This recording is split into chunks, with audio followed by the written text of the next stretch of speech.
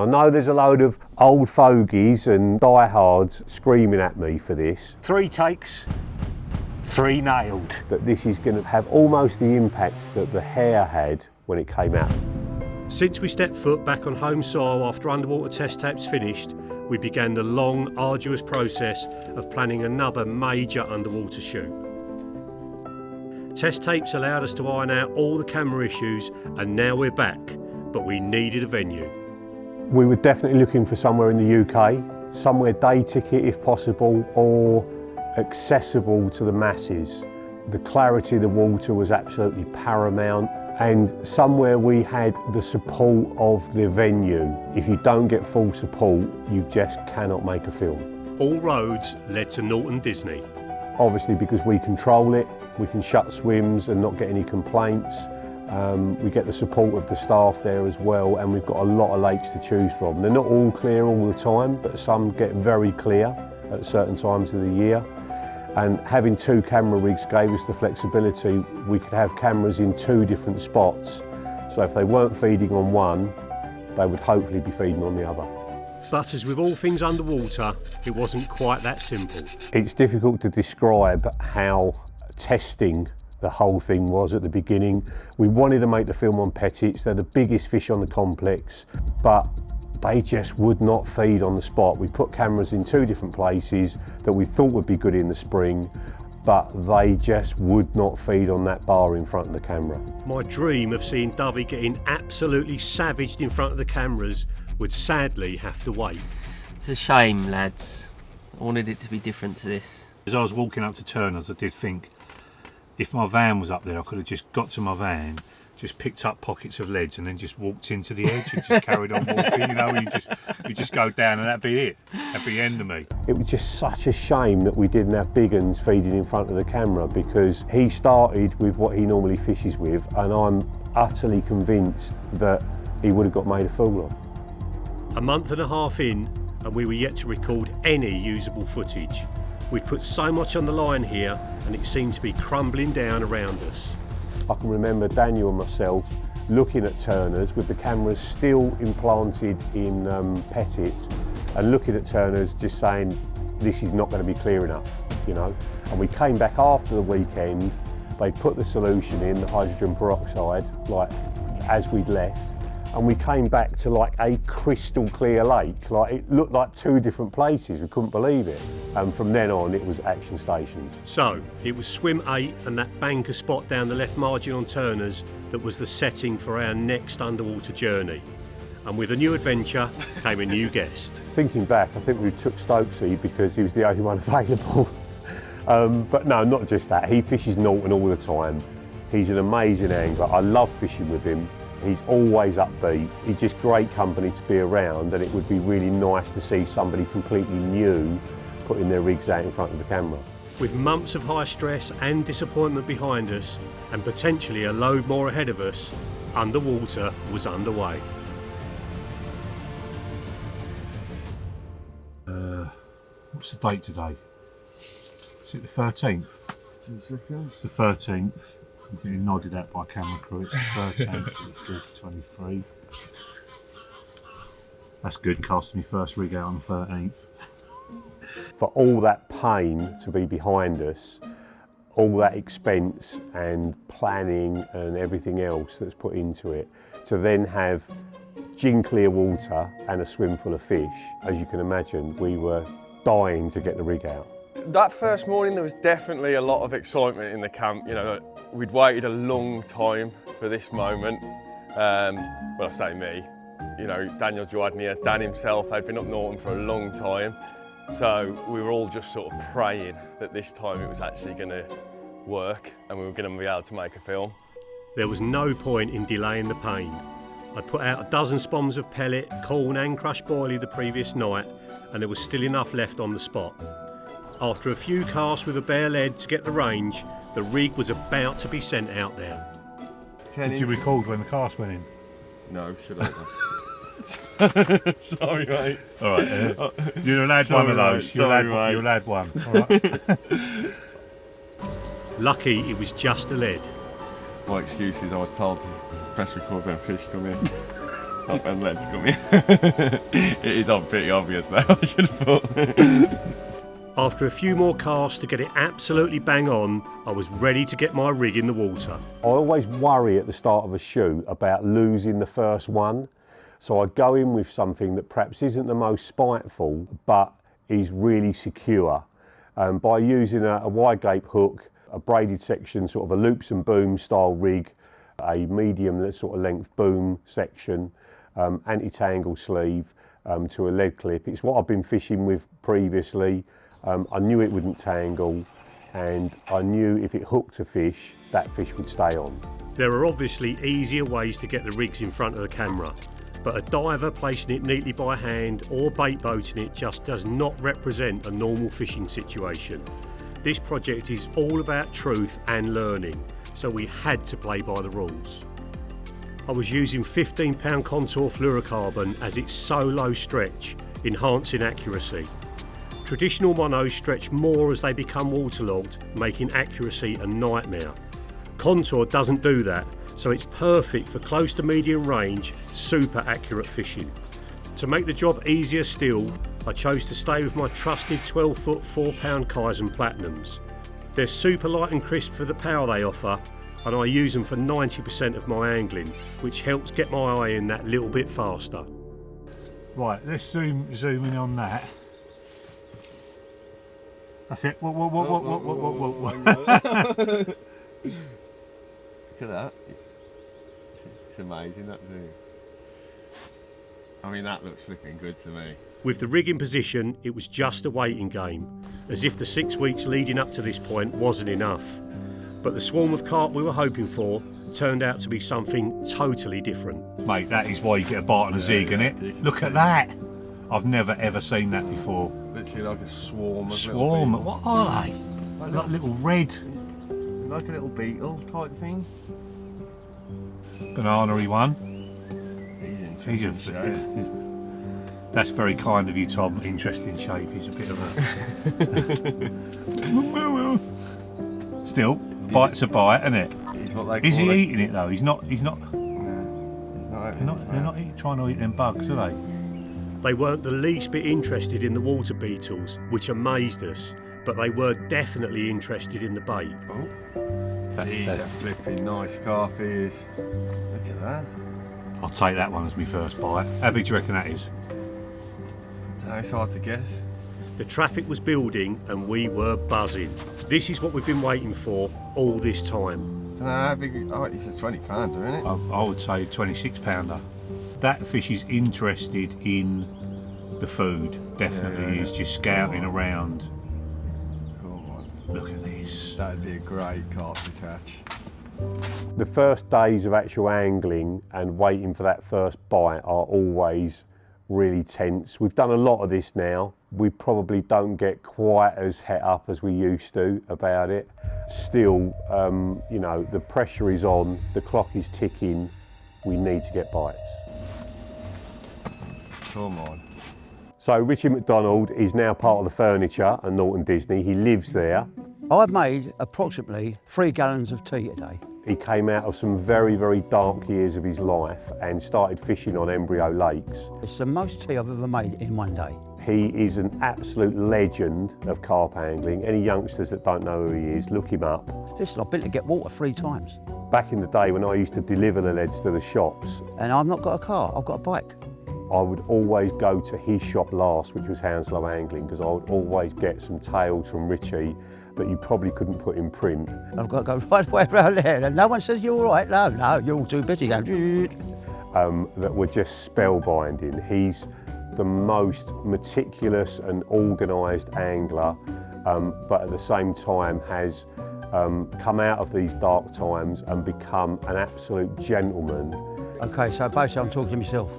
You imagine from his point of view, he's been doing it since at least the 70s, maybe the 60s, and now he's sitting in this tent with us, looking at underwater cameras, watching the fish feeding. For him, it must be like being born again.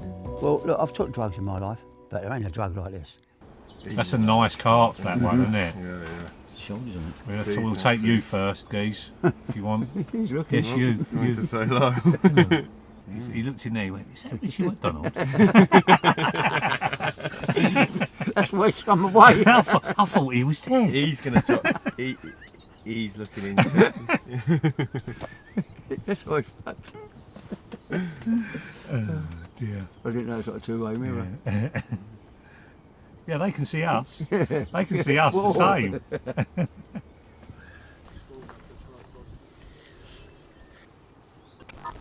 Oh, straight down. Go on. This is close. This is close. This is close. This is close. Right over the top of the leg core. Right over the top of the leg core. my life. Right over the top of the leg core, mate. Look at this. Mate, this is the best footage we've ever had. This is brilliant. That's is right so over the clear. top of the leg core. 3 of them, 4 of Look, them. he's turning. Come on. Right, this is game Come on. on, come on, he's in the close. Oh! That was right by the lead then. Look, the hook bait's actually wobbling. That's a good un, that and all. That's plumpy, I think, isn't it? You was a bit worried earlier about how blatant that lead and that. He was not bothered by that. That's a nice carp as well, mate. That lead. We're having them, Rich. We're going to have one, mate. That's why Look, I've run back. look. Oh, yeah. Oh, I know. He's just continuous now. yeah. Look, mate. Mate. Don't move. What happened now? What spook? Somebody, I reckon that was off the line. I reckon that was off the line. That little spook. Yeah. They all reacted to it, didn't they? They did, yeah. The mother load had descended, but one had spooked off the line. I wasn't taking any chances, so it had to be slackened off.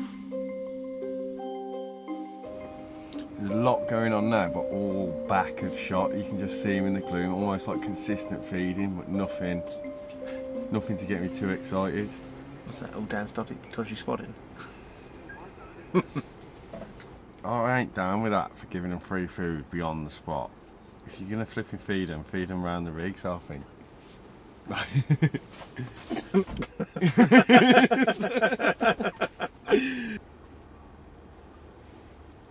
They've got to be running out of food now out the back there. If they want to carry on feeding, they've got to come in. Whatever happens with this particular hook bait and rig, we only feed on top of the rig from now on, you know. Well, I didn't want to say I told you so, but I did tell him. Now, let's start that again. Right, you ready? I could see what Dan was trying to achieve in what he was doing there. You know, put a bit of bait behind the rigs, build the confidence up. But we'd waited a long time already by this point, and the fish were obviously happy to feed anyway. I can't remember exactly how much bait Dan put beyond the spot, but it was enough to delay the fish coming onto the spot. Just feed them over the rigs. We need to catch one. That's a really nice carp. Come on. Oh, I think he saw something then. I think he stopped himself. Oh, he's got it. He definitely took that up right in there. He's moved it. It's now right by the red. He never. Did that even go in his mouth? I think he's looked like it. Looked like he sucked it up straight, but I don't think he hit the lead. I think he just instantly blew it out. He's definitely moved it. Here he is again. That was that cool one as well, wasn't it? Yeah. My first pickup, and it had spat the rig. #standard. After Luna, 1 in 1 was not realistic, but it did get me to thinking. Anyone who says that camouflage doesn't make any difference, I'm sorry, if they couldn't see, I mean that is as well camouflaged colour-wise as you can possibly get, and they're still aware of it. There we go. Here we go. Go on, this is close. Here we This is go. close. He knows. He looked. That looked, didn't it? He did, He saw. He yeah. with his eye clocked it. But we've watched There's a him hook there, feed for the last yeah. 20 minutes, Yeah. and he's only done that, what Yeah. he did then, over the rig. Everywhere else, he's just dropped down and fed with confidence. And he literally stopped, looked, and then turned away there.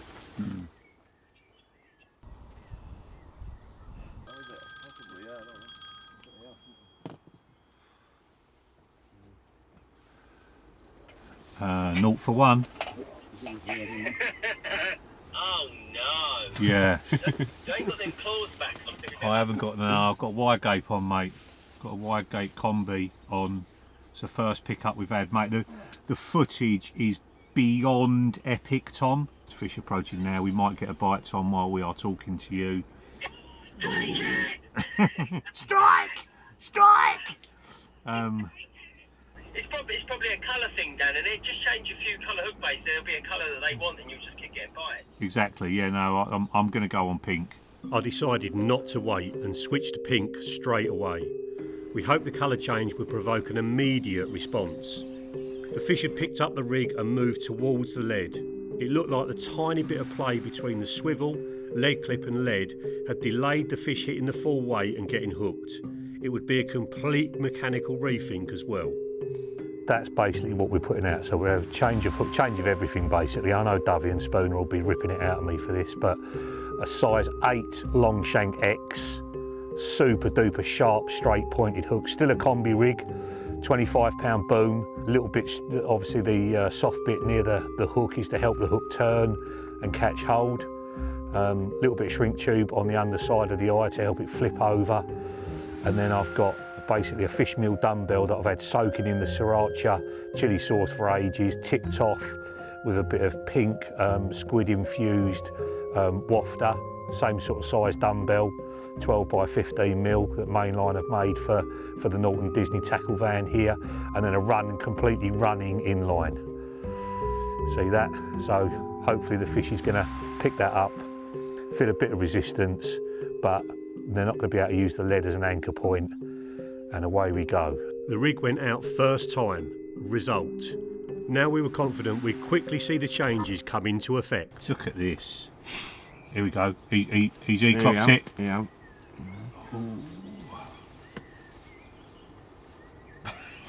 This is a joke. Look at them all. It is a joke. How can we not catch one? Here we Go on, Here go we on, go on. Oh, he pulled away from that, didn't he? He was going for it. He was going for that. He pulled away from that. That's not that the hook bait is attractive to them. Yeah. Go on, and this one, and Yeah. this one. He's Go on, got son. it. Go on. He's got- No. No, don't take it now. I can't see you. Why are they doing that? He's turning. He's turning. Move. Mate, I can't have any smaller hook on. I've got a size 8 hook on. I can't have any smaller hook on. To I me, can't. the leader looks the most obvious. The leader. Yeah. Mate, it's transparent. It's semi-transparent. The There's lead. nothing- Look at the lead. You know, but you can never not have that lead. Everyone else is catching them on leads. Can't just freeline them. No, the lead looks more natural to me. A straight line, that is such an unnatural thing to have in the water. There's nothing straight in nature. Yeah.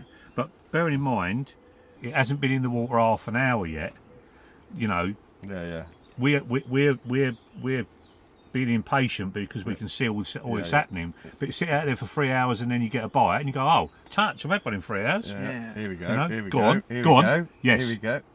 See, that has stopped. That has stopped Look in at its him tracks. looking. Look at him looking. That You is see him stop- he turned on his Mate, side. I can't camouflage it any more than I am. He literally I cannot. stopped. He tilted on his side so he could get a better view, and then turned away. The activity continued to ramp up with multiple fish now going for the hook bait. Clearly the hook bait was right, but something about that combination was putting them off at the last minute. And being blown over the leader definitely didn't help. I reeled in for a recast, and while I was there I decided to put a little funnel web stick on with the same mix I've been spotting, plus a match the hatch hook bait soaked in sriracha chili sauce. The idea was to make the area around the hook bait That should be perfect. and the hook bait itself look as close as possible to the loose feed, whilst boosting the taste of the hook bait, so they ate it without suspicion. And there was one last change for a very special someone. This is just for you, Jay Wood. Yeah. I've flecked up the leader to break up the straight line, all right? Yeah. With a pen. Danny. Okay? Yeah. Just for you, that is. Thank you very much. That's all right. That's all right. At least the carpool like it. Come on. Oh, Come on. Scale. Easy, nice. Oh. Here we go, here we Oh. go, here we go. Oh. Go. And Ah. there goes the bag. Ah. Yeah, that just lifted up from 2 boilies, didn't it? That's it. Blow a bit more bait next to the hook bait. He's rolled 3 pellets next to the hook bait for me. Cheers, pal. Thanks very much. Just instantly looks better. Yes. Come on, that's on a Here good we go, line. Here we go. Yes. That's a Here good we line. go, That's a good line. Here we go. Oh. Yes. Come Yes. on, Dan. Yes. Oh. I don't think he ever actually picked that bait off the bottom though. He No, didn't. no. No. You just lift He it. went Yeah, to yeah, he just went to to- suck at it and then just do the gentlest. Mate. But he just went to touch them 2 boilies and didn't. He's attracted to that hook bait though. Yeah. Definitely. The smell of that is, you know. Here we go. Oh. Yes, go on, Dan, go on, Dan. Yay! Go on, Dan.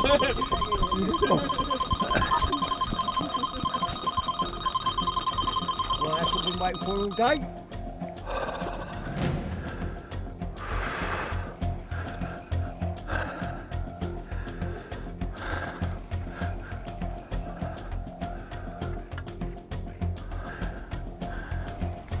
The first bite has always got loads of pressure on it. Come on. Your legs are shaking, no doubt about it. Doesn't matter how big it is, because it's the start of the project. Are we going to get a film? Because we still don't know. There is so much riding on it that you pray you're going to get it in. Come on. First one. Get in that net. Let's get in there. Hey. Well done, Dan. Well deserved that was, mate. The major shift from the first rig was the straight pointed hook and the plain barrel bottom bait. And actually that started its life as a wafter, and I'd put so much sriracha sauce on it over the course of, you know, probably 2 or 3 years that it turned it into a bottom bait. Buy me 400,000 shares in sriracha chili sauce, please. Yeah, as quickly as you can. And I think the fact it looked like a lot of the stuff that we were feeding but wasn't wafting around, and it had a strong food signal. You could tell the fish just kept coming back to that hook bait, and that's what you want. You want a hook bait that stands out without standing out. And that coupled with a really sharp straight pointed hook, I think that's what made the difference.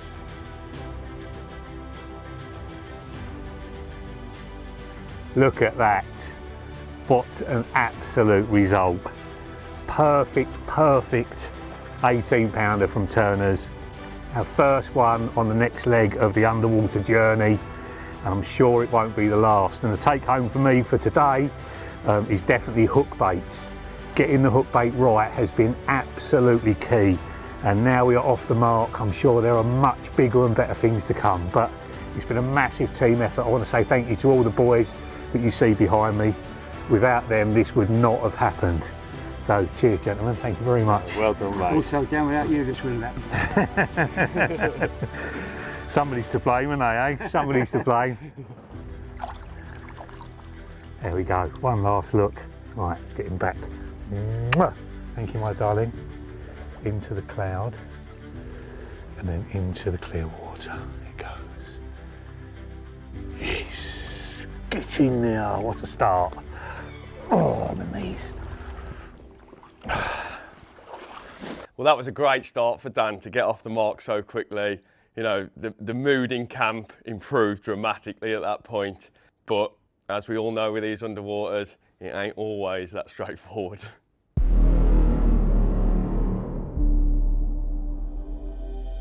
After a modest celebration last night, we were back in the game with a first for underwater. I was going to be casting out 2 rigs. I've never done this before, and to have 2 rigs out there completely opposing, inline lead, fish running against a helicopter rig, pop-up versus virtually a bottom bait and match the hatch.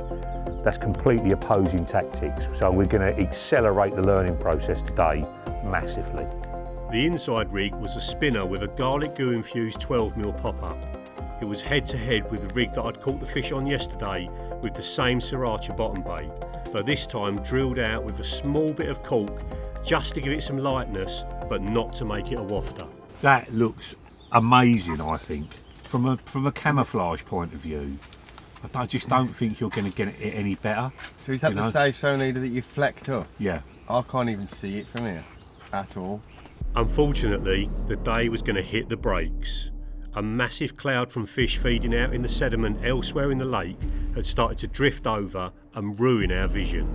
This is almost not usable, isn't it, now? Can't even really see the hook baits. Yeah. It's so frustrating. If someone had said to me the fish are going to move off the spot, feed out in the middle of the bay, and it's going to go so cloudy you won't be able to film, I would have laughed at them. But that's exactly what happened. I think in years gone by we would have persevered on and perhaps caught some fish that you could barely see. But having looked at poor footage in the past and knowing that we can't really use it, I had to make the call that we stopped fishing. We can't make a film like this. We cannot make a film like this. I'm going to wind them in. I think wind them in and put some more bait out. Yeah. I didn't get too upset about it all. Do you know what I mean? Like, could anything else go wrong? You can't beat nature. I heard Dan snagged up. Yeah, I wouldn't have done that. Wouldn't have happened to us, that would it? We just had to be patient. Why the do I even do these things? On the spot's perfectly presented every time. No need to reel him in. This is a better setup, isn't it? Richie Mack behind the camera there. Yeah, Richie Mack on the camera, me and you on the rods. Dan making the brews. A few hours passed and the fish stopped feeding in the bay and we had clarity back again.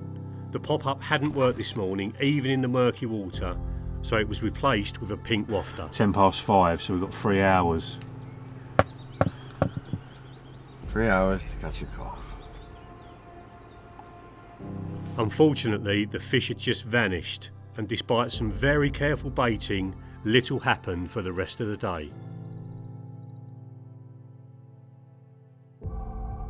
After a sleepless night turning it all over in my head, the new day wasn't proving to be any better. Despite a new baiting approach and both rigs now on bottom bait variations, nothing entered the swim. Everybody on that shoot is desperate to make a film and get this to work, but with no fish in the swim, there's nothing to catch. The mood wasn't great at this point.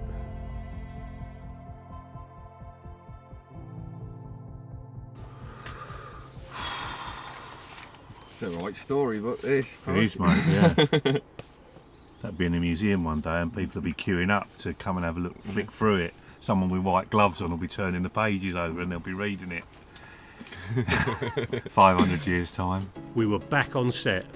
I'd been up for a few hours monitoring the screens and the day had started a lot more positively. They've been in here feeding since I turned the cameras on at 5 to 6 this morning.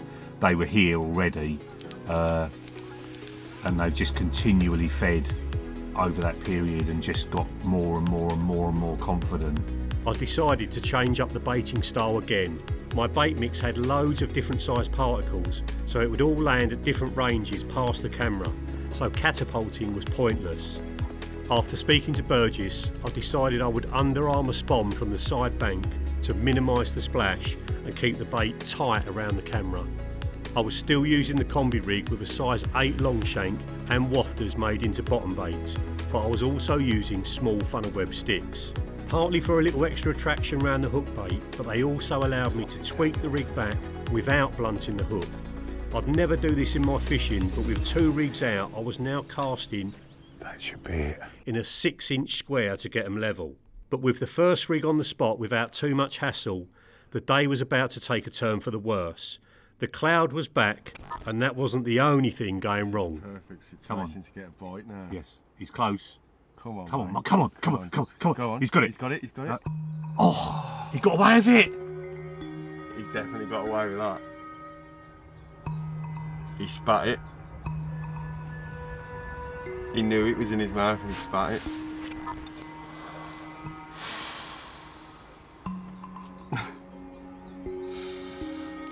Mate, that's my best gear. That's everything. You think you've honed everything down to like this is it, and then when it doesn't work, you've got nothing left. Looking back, it's a great learning process, but at the time, it is absolutely excruciating. With the spot now clear, I was good to get the second rod out. But would 2 rods just mean double the chance of getting done? Oh, here we go. Broken limb. Broken limb. On the pink. Go on, go on, On the mate. pink. Go on, mate. He's having Go it. on. He's having it. He's got it. He looked like he had it. Go on. Find the chilies there. The chili's there. He's Sure, right on the sure, chili. mate.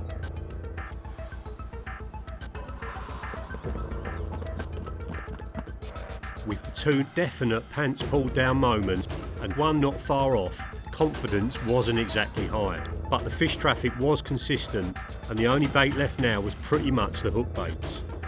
And now introducing the biggest fish in the lake. That's the bream. We're catching the bream, mate. We're catching the bream. First, come on, come on, The bream common, defo, approaching 40 pounds. come on. Yeah, Here we yes. go. Come on, Go, come on, go, come on, go. come on, come on. There's one coming in behind it. So you can have it. On the pink. On the pink. Oh, I like having 2 rods out there now. I like it. Mate, you was an inch away From the that bream. then. My heart's good. There's so much going on here, but I'm struggling to. That's blown that other hook bait, the pink one, just their movement. Look at that. There's no way. How can they be clocking that lead? It's almost covered in sediment now. There's no what, mate. It's just a question of time. I know they know that. Oh, another one. He's close. He's close. He's having Go on, it. He's go on, having it. go on, He's go on, having it. go on, go on. You got him. You got him.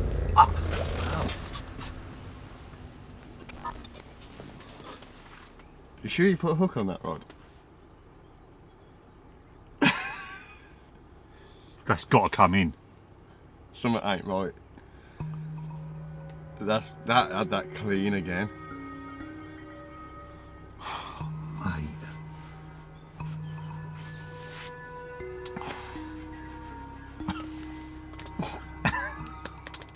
I'm pleased you're not Tom Dove, do you know what I mean? You're being very kind. I don't know what to say, mate. I don't want to say too much because I'm going to be doing this. Trouble is, I've got the same rig on both rods. It's the rig I caught the fish on. It was nailed, absolutely nailed. It could be worse, mate. It could have been the bream. That's the only way it could have been worse. The hook bait we've sorted out. I think that's They like that pink. That's at least 2, maybe 3 opportunities on that hook bait. And having the buoyancy the way it is now is a thing. I've just got to get the hooking arrangement right so that I've run out of ink. Sorry, mate. I've got so much to write run down. out of ink? I've got so much to write down. Cheers. Yeah. The changes I'd suggested earlier now had to happen. I upped the hook to a size 6 Longshank X made barbless and tied the hair so it was further round the bend to make the point much heavier and therefore more aggressive. Despite the match the hatch hook baits proving so successful in the past for me, we couldn't ignore the fact that the pinks were drawing all the attention, so both rigs were now on the almond goo infused dumbbell bottom baits. Oh, That's right on it. on That's the right pink, on the pink. Go on. The whole thing didn't even go in its mouth there. It was only the very, very The very, very tip of the bait went in its mouth. It didn't suck it all in. He knew something weren't right though straight away, didn't he? Get on the almond, just don't use Dan's rigs. I've actually got nothing else now. Like, this is it. You're all out of ideas. I'm totally and utterly. If this doesn't work, I am fresh out. Go on. Pulled away from that. Turned his head and looked at it. He's going for it. He missed it. Yeah, just fed by the lead, didn't he? Mate, they love that pink. Pink almond definitely seemed to be the one. And with an increase in fish traffic towards the end of the day, I desperately needed my rigs to be working perfectly. Keep on that line. Come on, keep on that line. Keep on that line. Go on. Mate. I could cry. Mate, look, that is sitting absolutely terribly now. Upside down. That's the opposite of resetting, isn't it? Could have caught 4 or 5 today. Thank God you never asked me what I thought my ratio was going to be, because I wouldn't have said 1 in 7. Oh God, it's not a great average at the minute, is It's it? an absolutely average. Like, I should be ashamed of myself. I mean, this is a well-stocked lake with a lot of carp in. It's relatively easy.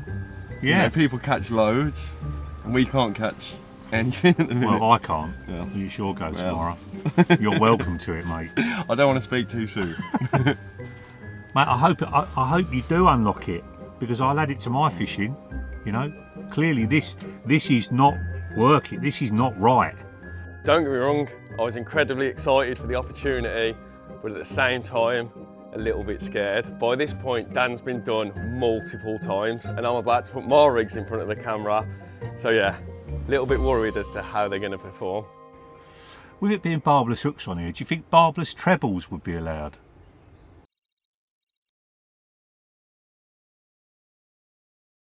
If Tom hadn't taken over, I think I would have gone home. I was beaten, just absolutely beaten. Everything I tried just didn't work. I was getting the hook baits right, but the rest of it was definitely not right. And it wasn't the products, it was how I was putting them together.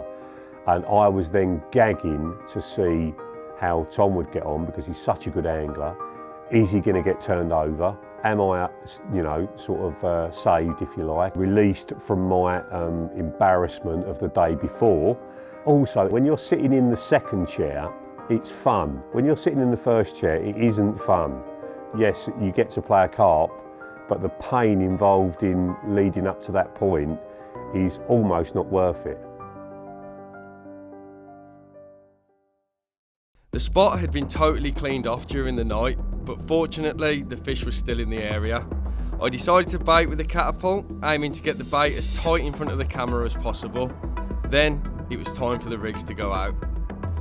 The first rig was an old favourite of mine, which I've been using for the best part of a decade. A 4.5-inch D-rig tied with XT snag leader, which is stiff enough that it will never tangle and will always reset, but also supple enough to help the hook catch hold and allow the rig and bait to move and sit more naturally. Well, that's the theory anyway, with a size 4 Kamakura Choddy to finish it off. The second rig was a spinner, made with 20-pound boom and size 4 hook. Both were fished on my preferred helicopter setup. The D-rig had 2 grains of pop-up corn soaked in pineapple and isotonic goo as a hook bait, and on the spinner I chose to use half a cell dumbbell wafter soaked in buttercorn goo, topped off with what was probably a third of an embryo special blackcurrant wafter which was soaked in almond goo. These are hook baits which are sold exclusively at Norton, and with the pink seeming to be the clear favourite the previous day, I was expecting this hook bait to get the most attention. Everybody's about to watch this fishing underwater, and if I get my pants pulled down, it's going to be rather embarrassing. Even though the first few casts weren't bang on the money, Yeah, I've got it, mate. It's dead centre of frame. it didn't seem to bother the carp much. Ooh, that's very close. It's very, very close. It's close, Tom. Don't wind it in. Don't wind it in. Don't wind it in. Oh, that was the broken line. A couple more casts and both rods were in position. I then went and catapulted a few pouches of 10mm cell, 8mm pellet and corn over the spot. Just enough for a bite, hopefully. Right, that'll do for now. Even without seeing the screens, I felt like this was enough. I didn't want to fill it in. The plan was to just fish for a bite at a time, which would hopefully give me a better and quicker idea of what I was doing right and wrong. I do like a catapult spread, especially Yeah, at that mate. range. Well, it's how you'd fish all the time if you could, isn't it? Go out in a boat, short of the marker and catapult it all round it. Yeah. This is the way. Well, we hope so. You're at work now, Tom. You're getting paid for this, bro. Not rubbish, isn't it? I've had worse jobs. No, obviously I've watched all these underwaters as I've grown up, you know, and now it's almost surreal that I'm sat here with my rigs in front of the camera. There you go. You make your own luck, mate, didn't you? Make your own luck. Keep making your own opportunities, and things happen. Oh. Look at Richie. It's only taken him 60 years, and he's been promoted to T-boy. Along the common. Oh, that's going straight down. Straight down. That has seen the pink. He's Last second he decided against it. That clocked that It pink. did. There's no way that was smell. That was colour, yeah. wasn't it? That was colour. That clocked that pink from a mile away. That's a better fish, you know, isn't it? It is. That's a decent cart, that. Cheers, mate.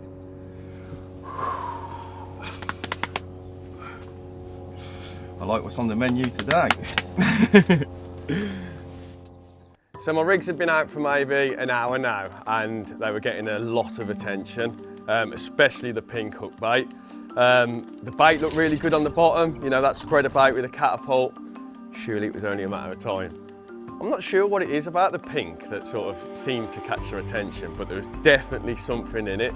You know, different lakes, different venues, etc., different colours. We've probably all had it in our own angling where the different colours seem to be the ones, and for whatever reason, they like pink on billies.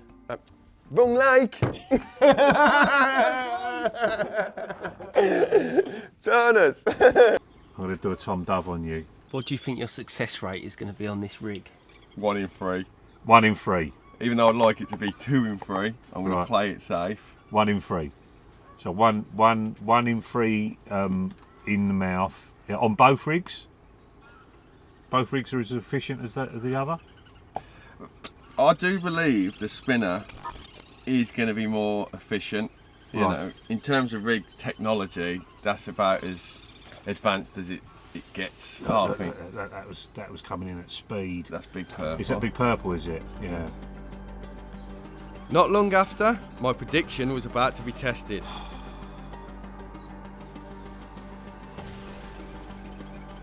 Oh my God. Look at it now. Oh, he's got it. It's straight back out. He definitely had that. That went in his mouth, mate. 100% clean. Spat it straight back out. It's well away from the lead now, though. Yeah, it is. We'll take that as a positive. Oh my God. So, I'm human. I'm not useless.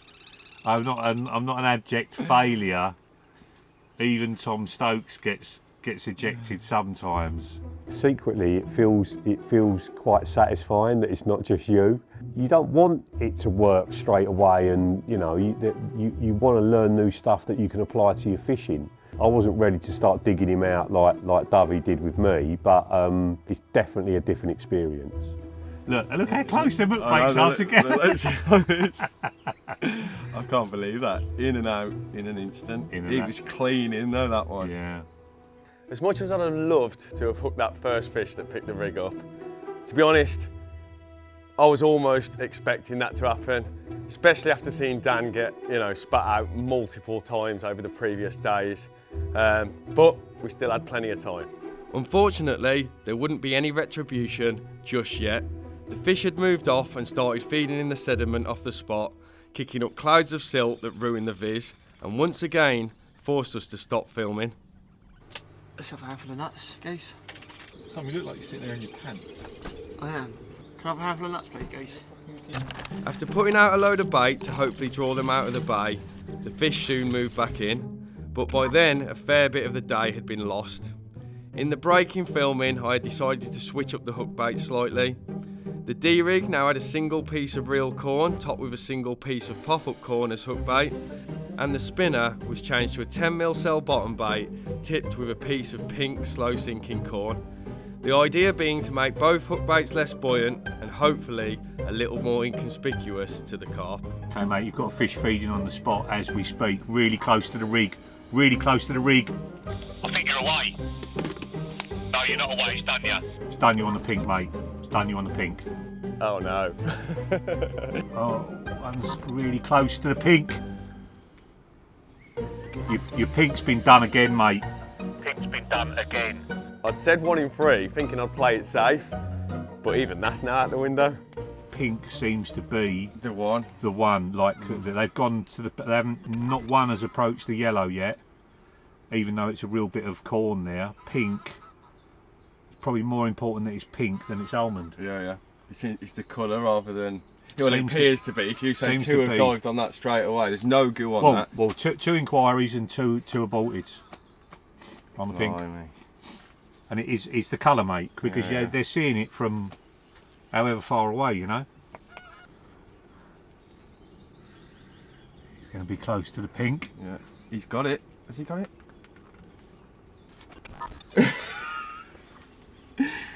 Mate, it's up there now. I saw him pick that up through the gloom.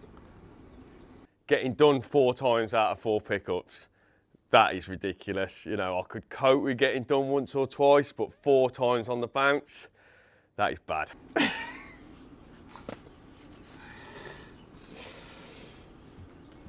think it's time to take up golf. When it was 4-0, I really felt good. I've got to be honest. Yeah, it just shows that we're all human, and this is the most important thing. This situation, whilst yes, we are baiting the same, casting the same, using the same kit as we do in our normal fishing, it is different because you can only fish in 2 foot square. The fish just do seem more aware. If you can find the Holy Grail in this situation, my God, is it going to make a difference? Perfect timing for Burgess to arrive to stick his nose in. I've heard on the grapevine you're getting your pants pulled down. What you got on? Well, at least it ain't just me. yeah, I didn't want to mention that. At least it ain't just me honest, either. Mate.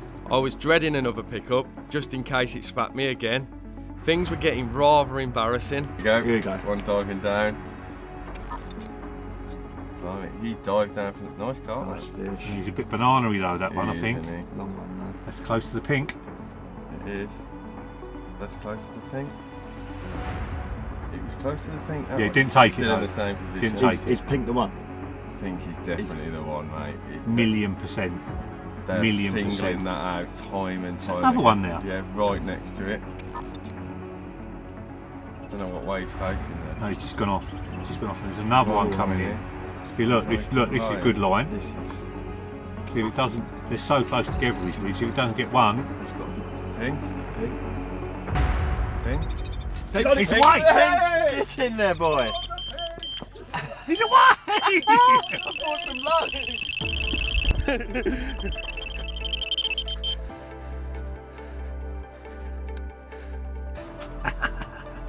Good lad.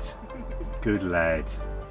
I am so glad that one just hooked itself after getting royally done over multiple times. Not got a clue what it is because we couldn't really see because the water's very coloured, but we've got one on. See, the thing is, mate, all that would happen, we'd be completely oblivious to it in a normal fishing situation. You would have been done 4 times and then one would have nailed itself and you get a bite and you think, oh, That's it. I'm on touch. it. Yeah. You know, I suppose that is the beauty of, I know Tom's rigs and the spinner rigs he uses. So important the rig resets, isn't it? So Yes. you get that next Yeah, opportunity, absolutely, or the mate. next, or the 6th opportunity. Yeah, You actually pick them up. How nervous are you? Right. Right. Yeah, that was the perfect opportunity. That one. I know. The weight uprighted itself and then went down. Yeah. It's so interesting though. I mean, this rig has been in at least 3 other carp's mouths. So Dan, how important it is that the rig resets so you do get the 6th Yeah, opportunity. yeah, exactly. I mean, that was the issue Dan was having yesterday. His rigs weren't resetting that great after getting done, and I think that is key at the minute, because if they weren't resetting, you almost lose another chance, you know. And as this has just proved, you know, that was the best cars. Do you want the waders, mate? They're behind you. No surprise that it was the pink though. That is definitely the one that seems to be getting all the interest. I know what I'm going in with tomorrow. 2 pinks. Well, he's not a monster, but it's a great start. Well, say a great start. Could have been a better start if this was the first one to pick the rig up. But we're getting there.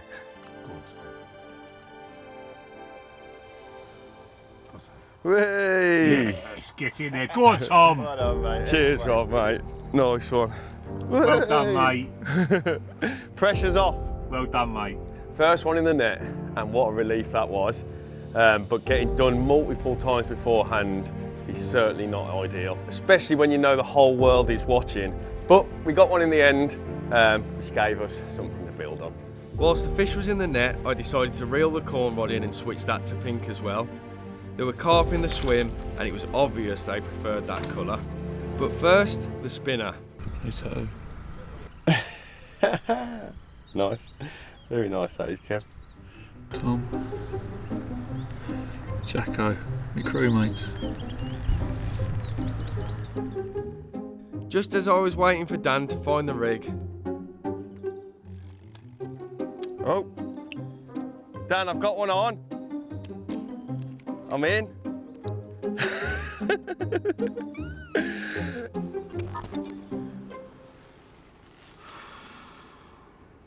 Well, that was a little bit awkward. You know, obviously we're here to film carp getting hooked underwater, and you know, without being able to see him pick up the rig, it's almost pointless. Never mind. But that's the banana Lynn anyway. We've seen him quite a bit. Dan wasn't overly happy, but at least I caught another one. Should be buzzing, but in fact, it's not ideal. Never mind. Never mind. At least the tactics are now working. That's the main thing. With 2 fish in the net, one of which we weren't meant to catch, and both rigs now back out on the spot. Tom, you absolute hero. It was time to take a look at my first Korda underwater carp. Well, there you go. Certainly not the biggest fish that we've seen in the swim today, but I couldn't care one bit. It is my first fish on the underwater cameras, and after getting royally mugged off on multiple occasions, I am just so pleased to have caught one. You know, with everybody watching, and obviously all you viewers at home that are going to be watching this, it is pretty embarrassing when they come in and spit those rigs out, especially when they are the best rigs I've got out there. But we got one in the end. This cool little mirror weighed just over 17 pounds, 17 pound 1 ounce in fact, and we are off the mark. We've got a rig and a hook bait that has worked, so we're getting somewhere, and hopefully this is going to be the first of many. Fingers crossed, eh? Why are you filming me looking like an absolute yeah.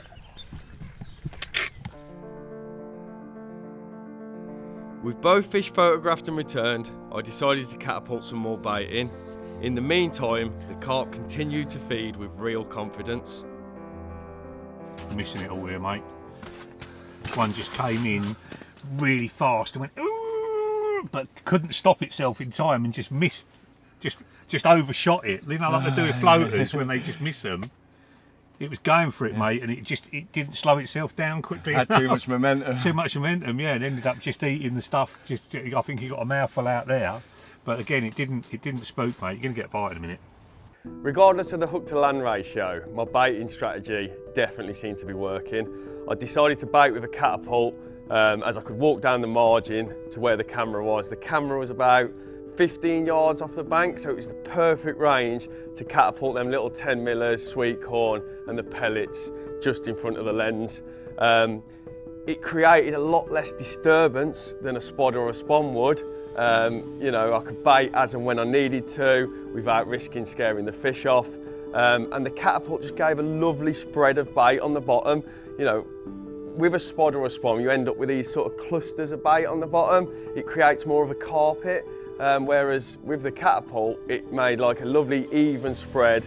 The fish, in theory, have to move a little bit further between mouthfuls, which in theory makes them easier to hook. So I've sussed the baiting out, I just need to sort my rigs out. Oh, he's turning.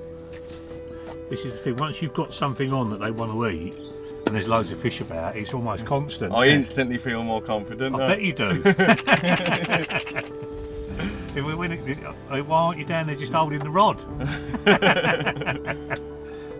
The baiting strategy was certainly getting me pickups, and although the rigs might not have been as efficient as I'd have liked, yet the fact that I was getting so many pickups was something to note. The spread of bait with the catapult was definitely getting me more chances at hooking fish.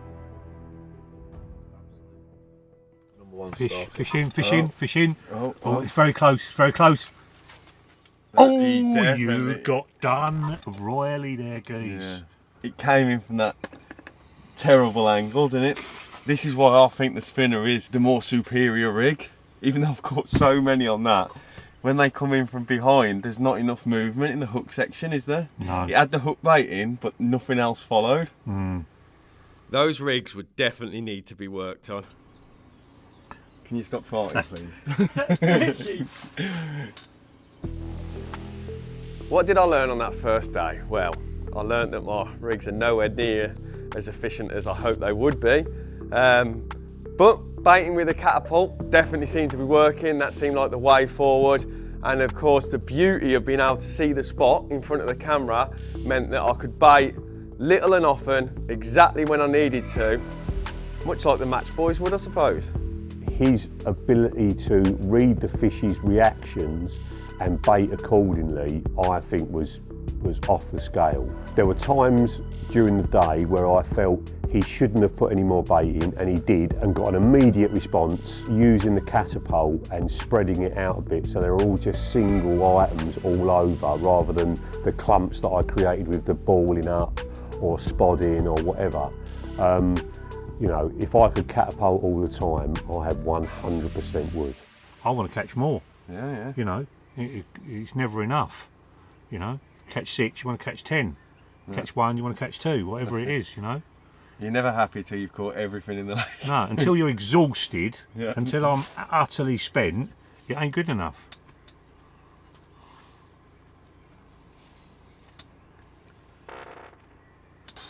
You was holding that one in, weren't you?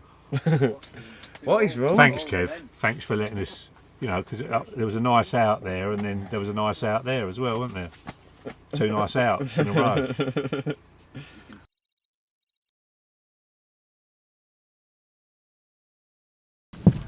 Give us a biscuit, right? I'm absolutely hankers marvellous.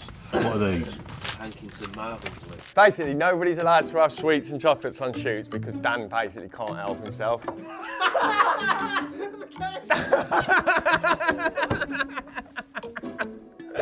Is that what you need?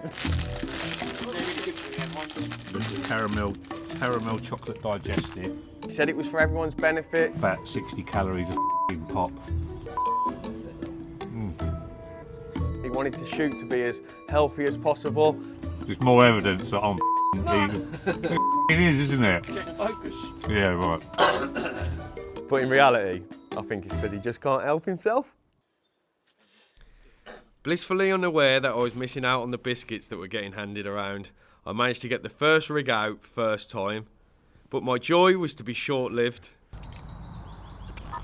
1 second, Tom. Just wait 1 second, mate. You've got a fish approaching the rig.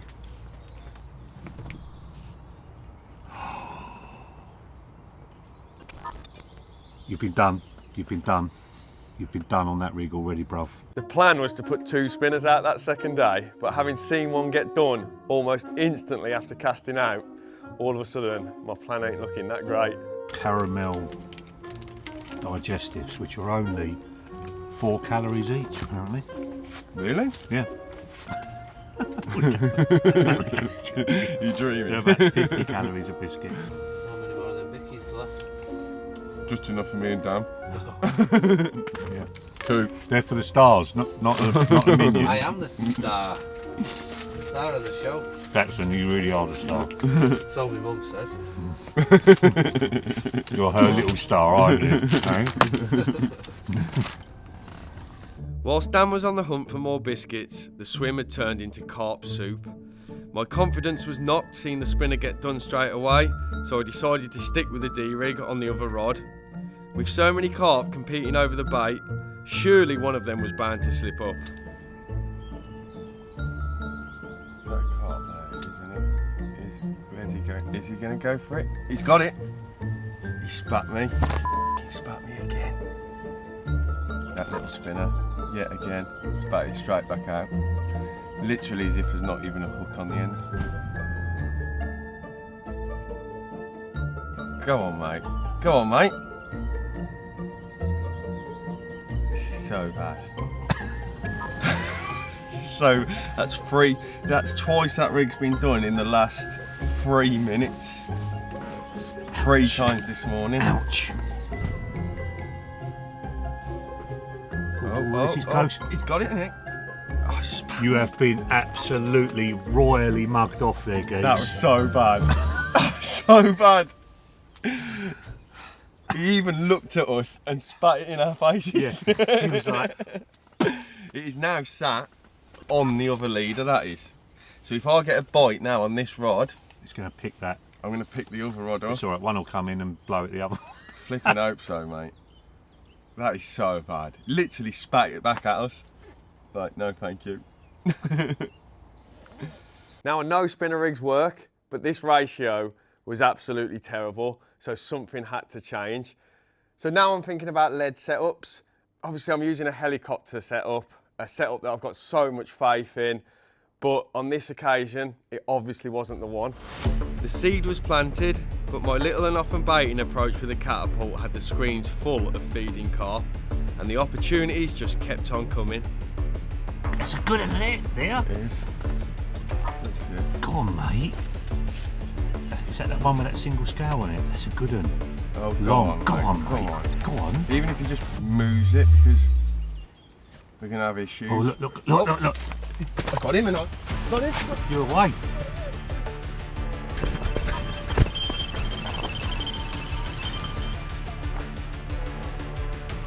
Has it got the other rod as well? Tom, it might have that other rod. It might have that other rod. Right, can someone do me a favour and reel that rod in? The problem I've got is that rig. It has got the other rod, it's picked them both up.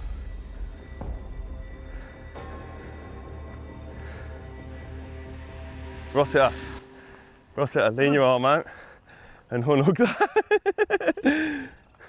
Cheers. Now we just got to land this fish. Whose camera am I talking to? Yours, Jacko? Cool. Do we have any idea what fish this is? It all happened so quickly then, didn't it? Yeah, I think it's another small one actually. Yeah. What's it feel like? I mean, it's pulling a bit, but they all do, don't they? Yeah. I'm so relieved yet again because... Well, it's what happens when you're fishing. You're blissfully unaware that you're getting done, and then you catch one and you think, oh, I'm a hero. Yeah, I mean, how long the rod's been out? Hour and a half? And you'd be like, oh yeah, I've only had the rods out an hour and a half, I've got one already. Yeah. Not knowing that we could have had 5. Yeah. Well, there's more to be done, isn't there? Yeah. I'm guessing that D-rig's coming off, is it? I think so now, mate. I think so. The problem with it was, I'd already done underwater filming with Ciprography and already seen it get spat out and not caught anything on it. So I'm already, even when I went into this film, I'm already a bit like, right, I'm already half done with it. And then like, so by the time it'd been done a few more, I'm like, you know, I had to give it a chance, but like, to be honest, by that point, I was done with it anyway. These are smaller fish than what I'm generally fishing for, and that D-rig I do see as a big fish rig. You know, when I'm fishing for big carp with it, I'll get great hook holds. And in the past, when I've caught smaller ones on it, i.e. doubles, low 20s, the hook holes are never quite as clean. Yeah. Not the broken lid, is it? No, I don't think so. It's a similar looker. Get him in that net. Come on. Way. Get in there. Cheers for that, mate. Good work. Mate, it's absolutely nailed, I can see It that. is. Yeah. It is. Cool. 2 spinners were going back out, one on the 10mm cell bottom bait tipped with a pink plastic corn, and the other, just for a change and based on the fact that they seem to love pink, had a 10mm cell bottom bait which had been soaked in almond goo, but also topped with pink plastic corn. Happy days. First one of the day, and another 17-pounder, funnily enough. That's 3 17-pounders on the bounce now.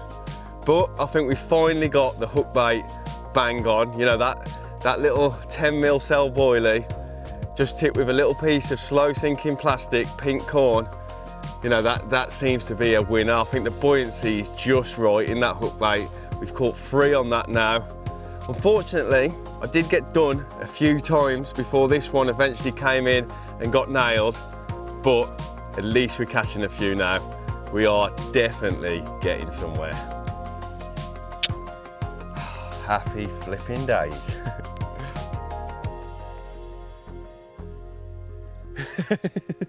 They never go where you want them to. Right, while we're waiting for a bite, do you remember when you had the target? You remember that, don't you? When you had the target out of my target out of Gigantica, and I was in the cab, and I said, "Oh, Tom's just caught the target, and you know, it's the one I really want to catch, and I've been trying to catch it for whatever." And she said, "Oh, maybe you should work for him then, Daddy." Do you remember that? I do. Well, she's obviously now heard that I caught nothing the other day, and you've caught 2. So this is her. Good morning, Daddy. I heard that Tom was here and you caught none fish yet and he caught loads. By the way, are you working for him yet?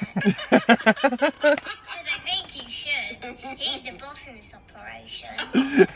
Bless her. Bye, Daddy. How about I love you, Daddy? Bye, Stinky Bum Daddy. That means the same, doesn't it? Have a good day. I love you, Daddy. Oh, Bless her. Right, well, she's spoken, mate. He's the boss of this operation. Get the kettle on. Oh, she's 1 in 8 billion, that girl. Oh, bless her. I think the promotion will have to wait after today's conversion ratio. And another one. Look, that's Oh. fast. That's fast. That's got Go to have on. it. He's got it. And he's got away with it. That went in its mouth, didn't it? It flipping did, mate. That disappeared. As much as I don't want to admit it, it definitely did. What's going on there? I wish they'd sort that rig out. Like, i.e. not keep dropping it on the leader. It's taken it with no tension, has it? Yeah. You think there's no tension against the lead. It's gone in its mouth. It's felt that something's wrong. It's blown it back out again without any tension to the lead. You're not tempted to put a shorter one on? Shorten it by an inch or 2. I mean, I could try it. No doubt there's people at home now watching this thinking, you should have done that, you should have done this. Because to be honest, I'm watching it thinking exactly the same. But when you're there and you're sat in that tent, in that situation, it is so hard to come away from what you're confident in. And those rigs that I had on were, in my mind, the best rigs I'd got. But it was obvious that the helicopter wasn't the one in this situation. You know, the rig kept ending up getting pushed back against the leader, and ultimately that was costing me bites. What Dan had said was right. The fish were picking up the hook bait, and unless they came in at a specific angle, they just weren't tightening the hook link to the lead. In hindsight, I should have listened, but out of stubbornness, I carried on with the helicopters.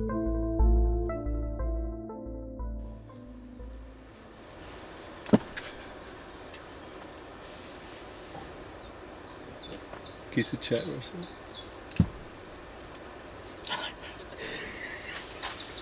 I'll get sacked. One in. Oh, that's close. Oh. Well done for pressing record. He's only a small one anyway, we'll let him get away with it. Oh, he's coming. He's coming. I spoke Go on. too soon. That's a good angle. Got it. Got it. Yes.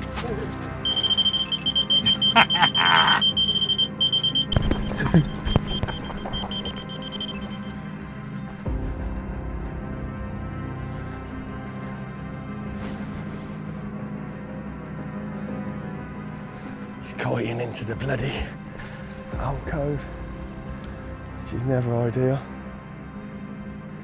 No. They're going back over the bloody camera.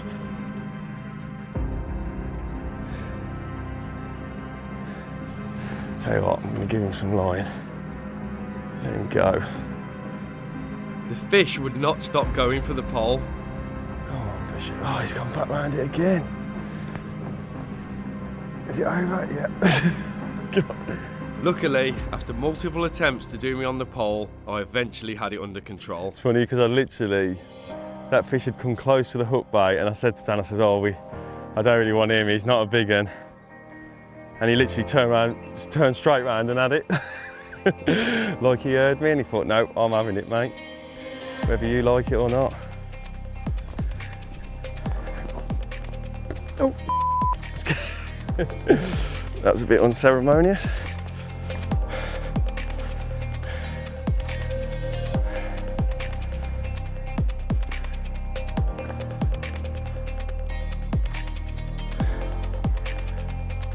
There he goes. Happy days. We're catching them now. Now I'd caught a few, I was actually feeling like we were making some progress.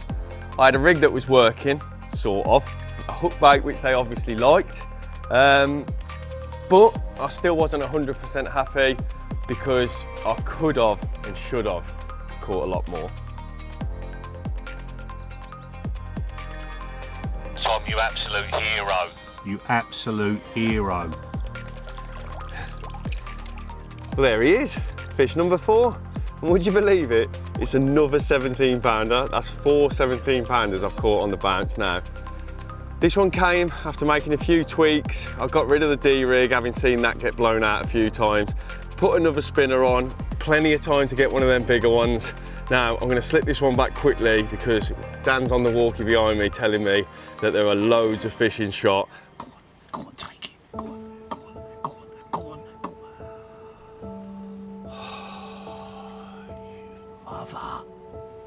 And it looks really good for another one.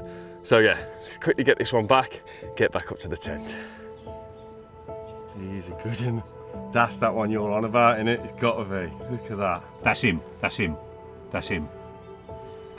purpley one. He's super cool. Go on, mate. Go on, mate. Come on, please. Oh! He had that. Sorry. Tom. That's the best carp we've seen pick up there. I'm actually gutted about that. That would have been a mega one to catch. Mate, they just spit them straight back out. Really does make you wonder how we ever catch anything. God, that was a good one, that was. That was a good carp, that was. Oh. That's the first one that's actually hurt. That carp was the bollocks. It is the bollocks. Absolutely. Big set of shoulders on him. Yeah. Well, as I say in the film, that one was the first one that actually hurt. Not only was it a mega looking carp, it was quite a big one too. And Dan actually ended up giving it the nickname Nemesis because we ended up seeing that one in front of the camera quite a lot, and the more we saw it, the more I wanted to catch it. Come on, He's on the right line. redemption. He's on the right line. Come on, he's got it. What the hell? He had that so clean.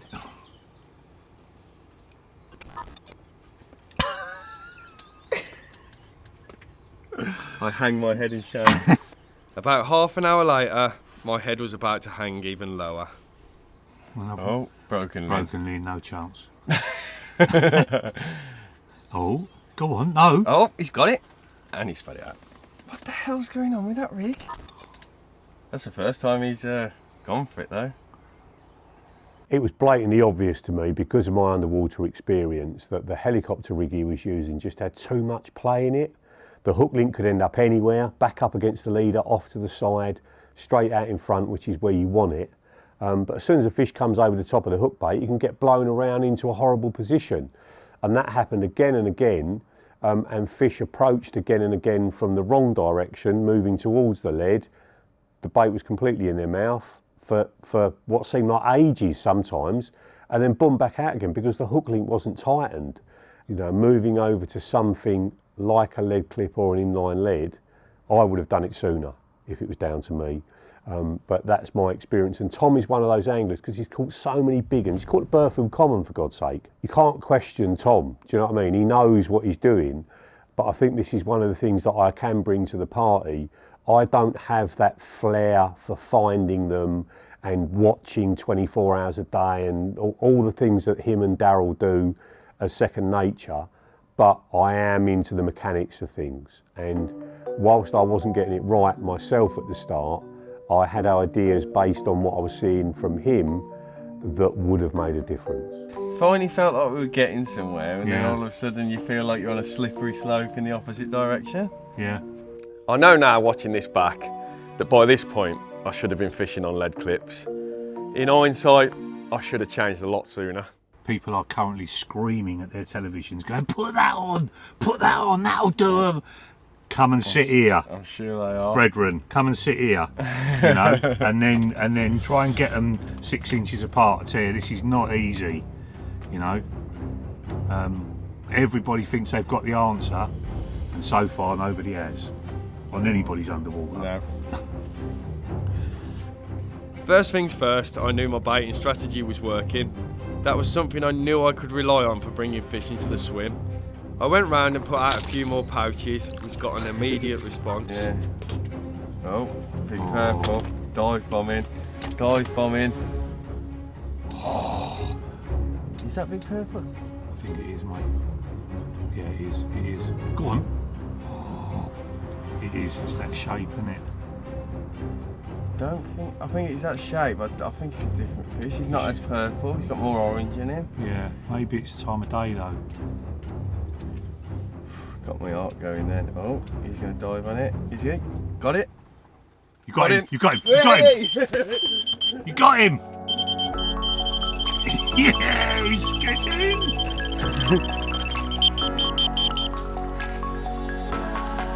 This is exactly the reason why rigs have to be able to reset.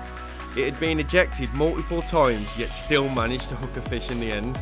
After another hairy battle trying to steer the fish away from the pole on the camera. Yeah, I wish the owner of this lake could have put jetties in. It'd have made life so much easier. It was eventually in the net. Yes! Way! Way! The two rigs were back on the spot, and would you believe it? This fish wasn't a 17-pounder.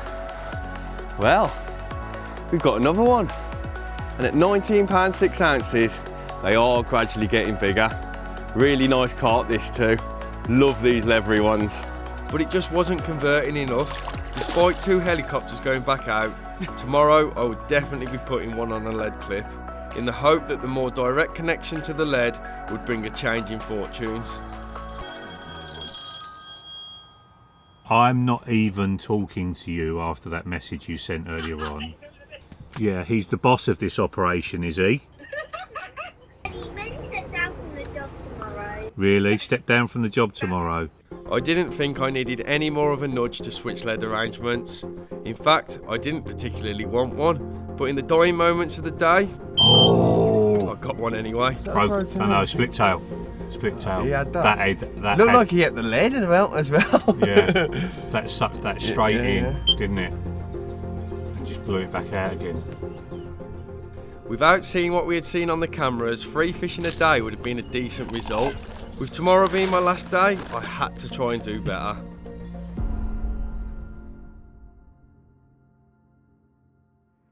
Day 8000 in the Big Brother house. So you can all stop kicking off in the comments now, as I had finally put on a lead clip. It seemed most of the carp were getting away with it because the rig just wasn't tightening to the lead when it was getting picked up, making it easy to eject. With a lead clip, the rig is attached much more directly to the lead, so in theory, the carp will hit the weight of the lead much quicker, making the rig harder to eject. Out of curiosity, I fished the lead clip side by side with the helicopter, with both on spinners for a fair comparison. This is a great comparison between the two lead systems, Turner, and it's side by side. Has that ever been done before? No. So it was a slow start to the day, and with it being my last day with my rigs in front of the camera, this was my last chance to catch Nemesis. But with no carp feeding on the spot, I ain't gonna catch anything. Oh, what's that? Nemesis. Yes, it is. He's the... Go on.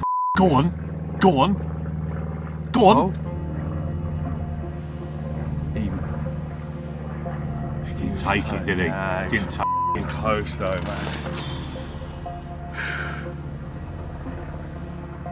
That's a good fish, that is. Well, You're my right, heart son. literally stops when he comes in. If there was ever a time that I wanted a carp to go for the lead clip, it was now. And what I was about to see was even more proof of it. Decent fish. Oh. Go on. Oh, you would have been done. Well pressed. Well saved. Well saved that was. I was so transfixed on the line he was coming in on. Ladies and gentlemen, you may not see that, we forgot to record. To be honest, I wish you had. See, now they're feeding right on the rigs, right over the top of them, because it's the only bait left. Yeah. And they're not bothered. Is he gonna? No. I reckon we're going to have to top the spot off again in a bit. I reckon you're going to have to put better hook bait on. Oh, he missed it. He did. He missed the other it. one. Take the other one. Got the other. Oh, straight back. Done ya. Done ya. He missed it the first time. He went for one and then he come and took the other. And done it. I'm pleased you're laughing. I'll be crying. That's all I can do is laugh. 2 in a row on the helicopter setup. As I went to top up the swim with more bait, I just hoped one would take the lead clip setup to see if that would prove any better. He's diving. He's diving. He's seen the colour. Right on the lead. Go on. Got it. Got it. Oh,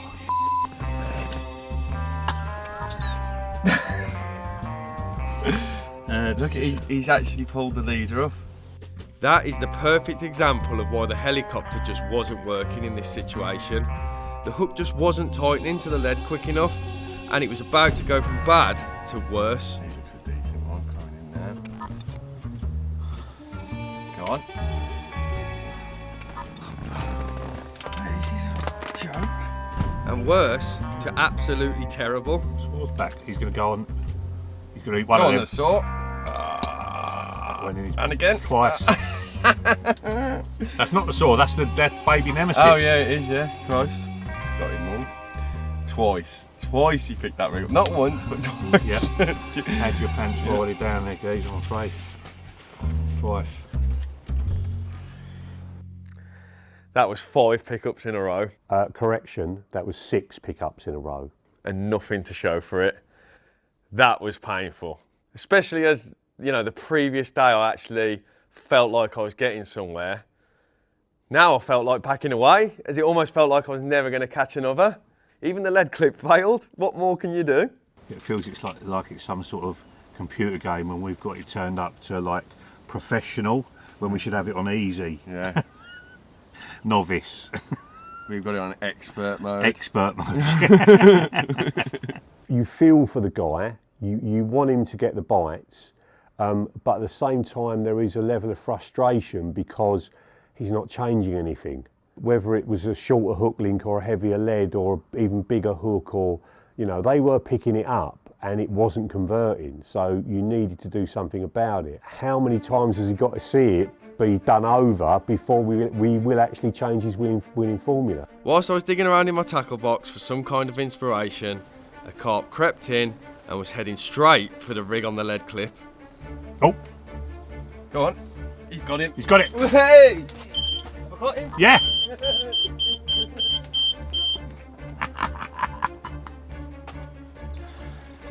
Bloody all over the pole, innit? The lead clip had worked with a 1-in-2 conversion ratio. That was enough for me to get both rigs on them. Look how nailed that is. Yeah. So nailed. He was never getting away. Never getting away. Eventually, I managed to get one. And believe me, after that day's shocking performance, I needed it. After that fish, I decided to change the presentation on that rod. It was obvious that the fish were loving those 10mm cell bottom baits. So I decided to try the flipper rig made famous by Terry Earn. Now, it's not a rig that I've used previously, but I fancied its chances in this situation. And you know, if it's good enough for Terry, it's good enough for me.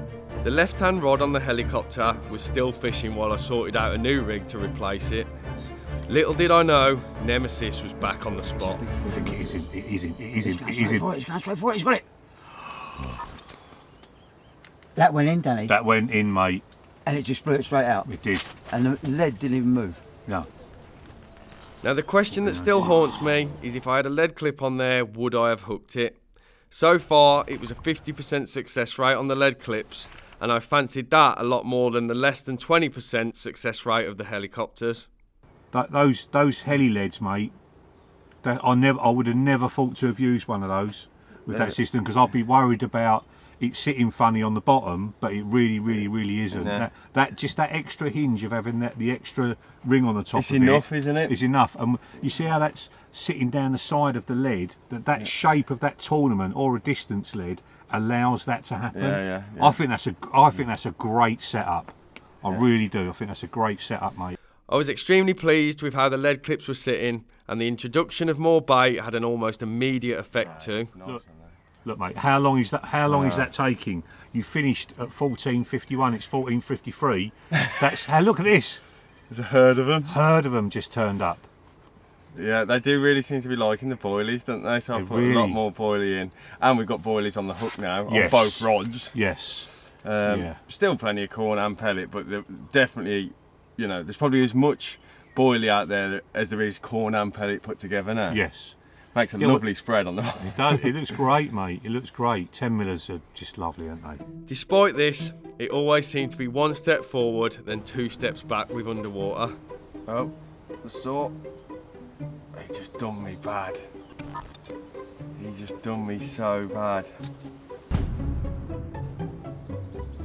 Oh, one near the double bottom bait. He's got it. No, he spat it out. It's been done on both rigs. It's getting done left, right and centre. Oh, go on. Oh, he spat it out again. Again. Right, he's carp are uncatchable. Oh, getting close to the double bottom bait. Now he's coming close to the pink one. Go on, you got it. Spat it out. This is comical. What can you do other than laugh? That was more like one step forward and a mile back. If I don't laugh, I'll cry. Literally fish after fish coming in and spitting out both rigs. I think at that point I'd been done something like 4 times in 20 minutes. With a few hours left to go, I could make some adjustments, but to be honest, at that point I was running out of ideas. All I needed was some kind of redemption.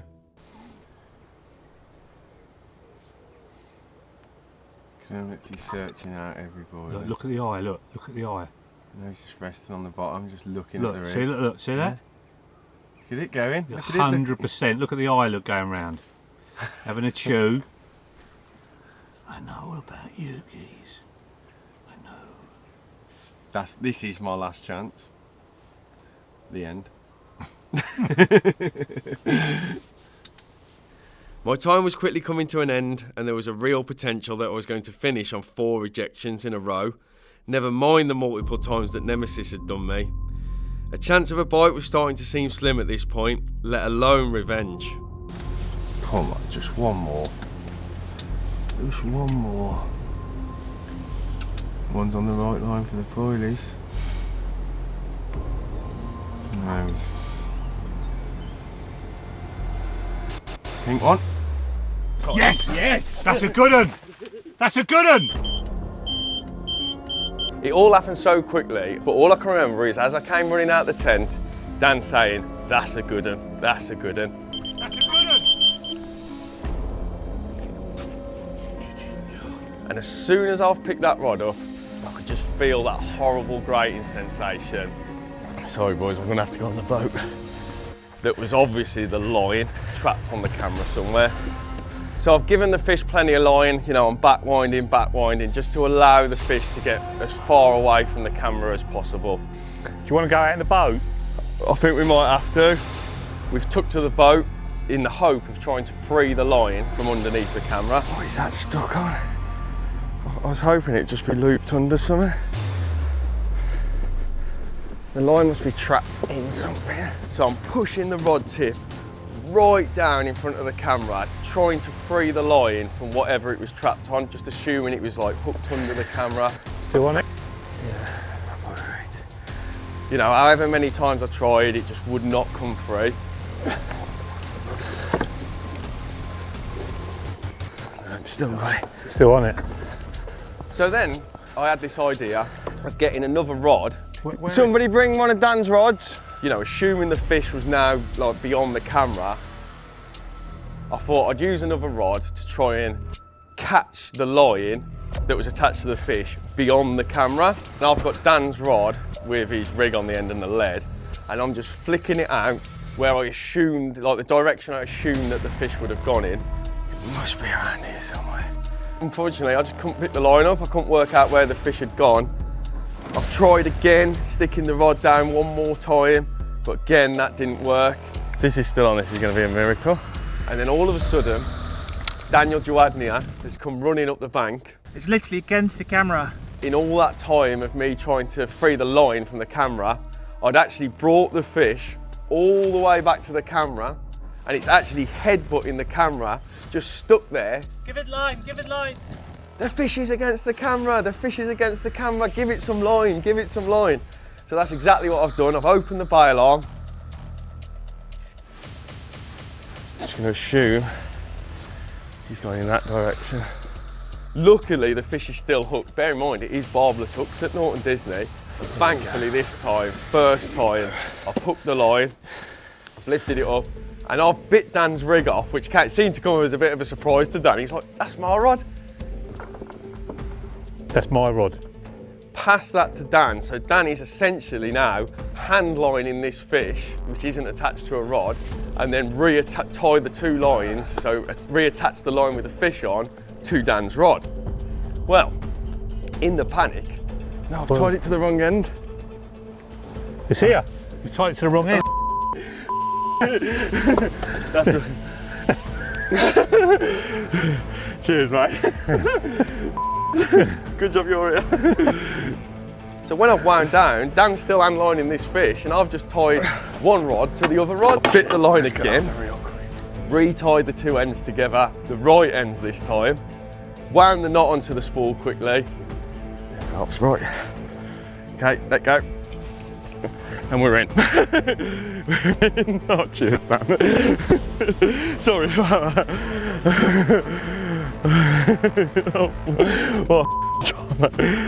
Mate, I would have never done anything like that before. By some absolute miracle, it's still on there. That is a good one.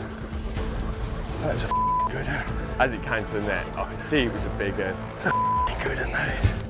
And my God, I'll tell you what. Go on. It's a good one. Go on, Tom.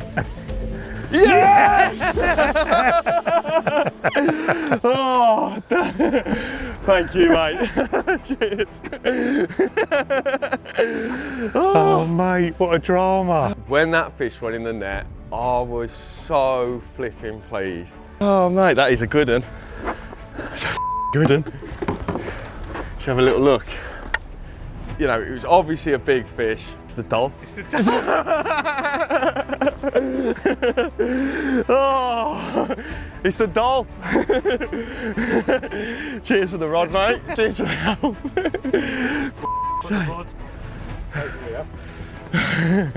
Now that was a drama. After getting my pants royally pulled down for days on end prior to this bite, I flipping needed that bite on top. How about that, boys? That was so good. That's what you call a drama. There is a lot of drama in that. Oh. Bloody good, that, lads. But you know, sometimes luck is on your side, and in my case, It certainly was at that moment. Oh, Dan, look at this. It's an 1.5 inch back, but it is only just nicked. Mate, the hook is opened up as well slightly, where it's obviously been pulling. So the Doll is an old car, and they made up some of the original Turner stock. And whilst it was in Turners, it actually grew to be the biggest fish in the lake at over 42 pounds. As is quite often the case when carp get old, it started to drop a little bit of weight. Not that I cared, because it was a great fish to catch. 36.6. That'll do. Get in there. Oh, happy days. Mate, what an end. What an ending. You fish so well, mate. I've been so impressed. I've learned loads. It doesn't feel like it watching them all come in and just absolutely have your pants down, but it just goes to show when they want it, don't they? Well, what have you had? 6, 7? 7 there. 7 in 3 days, mate, in front of that camera. That's bloody good going, I think. Cheers. I really do. It's been such an eye-opener though, as to how many we could have caught, but still, if you'd have been sat here now for, done 3 days and caught 7 fish top like that, you'd be like, dream session. Be happy, mate, yeah, more than happy. It is a dream session, really. I was over the bloody moon with it. And not to mention, I got to land it on Dan's rod. Now, there's not many people, if any, that can say they've landed a fish on Dan's rod. Yeah, man, this is the dude. I have learnt so much in the last 3 days watching him fish. This is such a just reward for the effort that he's put in, how chilled he has stayed, and how he's just kept persevering, mate. So well done. No, thank you, mate. I just want to say thank you for the opportunity. It's been a massive eye-opener. Yeah, I mean, this could have easily been a disaster, couldn't it? The drama we had, but it's turned into a miracle. I never thought you were going to get it in, mate, when we were out there. But no, as I say, mate, thank you for the opportunity. Thanks for all your help, and thanks for letting me land it on your rod.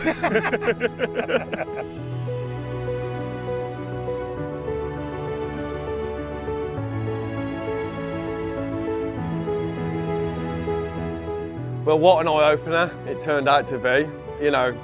I never expected to catch every fish that picked up my rigs, but never did I expect them to get away with it just as much as they did.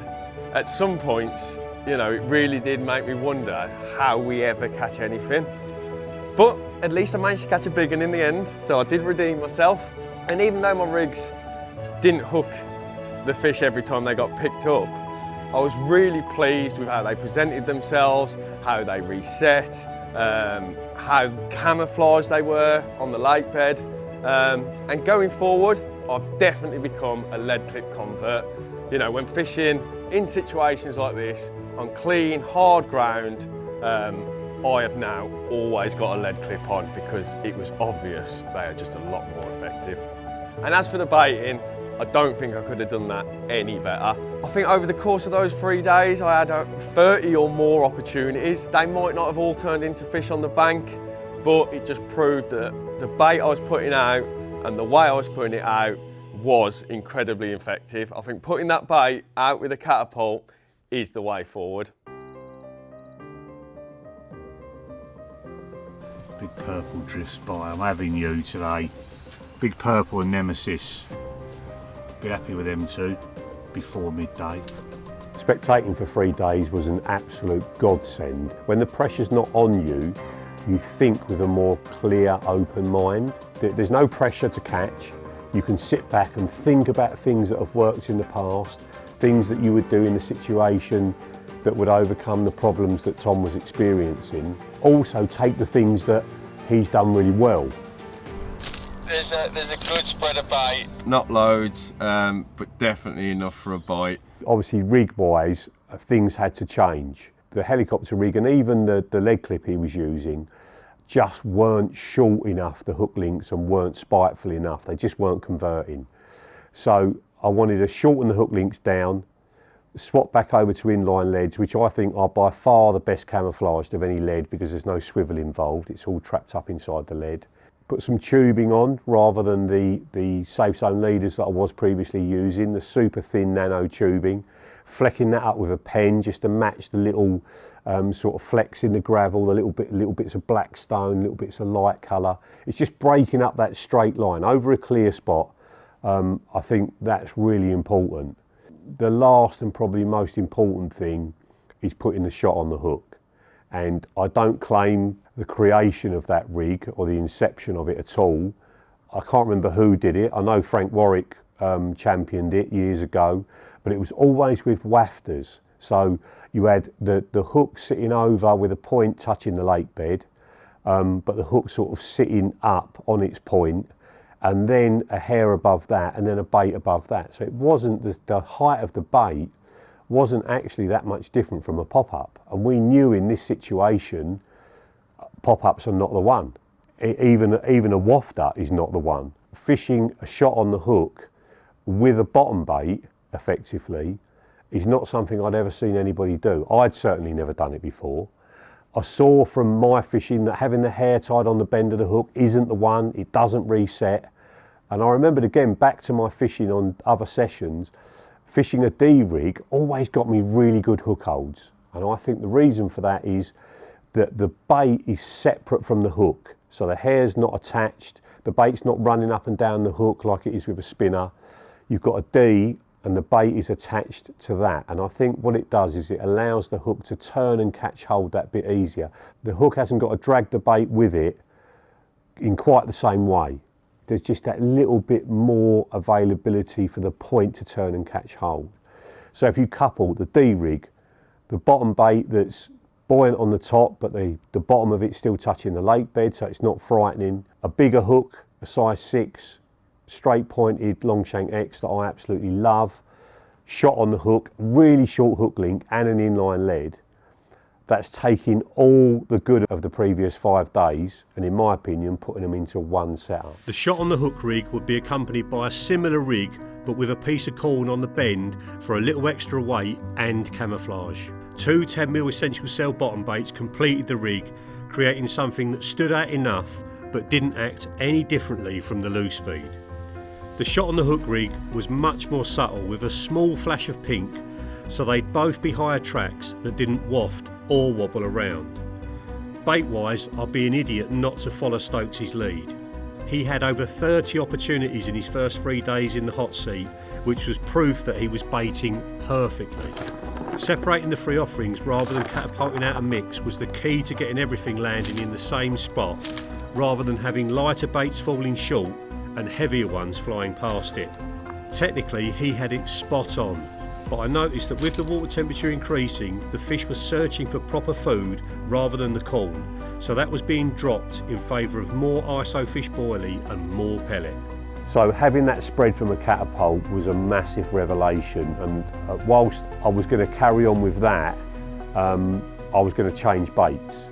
Just me being me, I have to try and find the next big thing every single time I go fishing. There was a new fish meal, I'd been using it for a couple of years, and I really wanted to see how they would feed over it. I'd used it prior in my couple of days, but this was a great opportunity to catapult out 10 millers with pellets and see what their reaction was to that.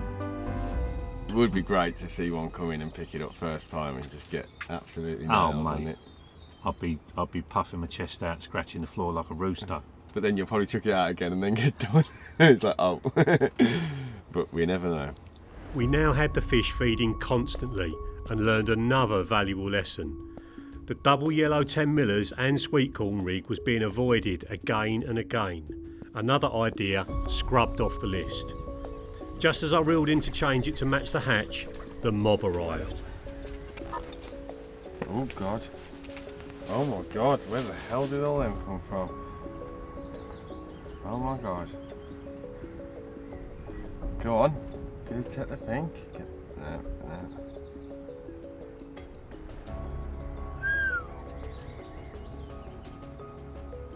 Big pack just turned up from nowhere. Oh, that's a nice car, that one. Go on, he's on the right line. Turn a bit to the left. Amazing how they'll feed there now. Now he's wheeled that left hand rig in. They have just absolutely demolished all the bait that was sat under the leader.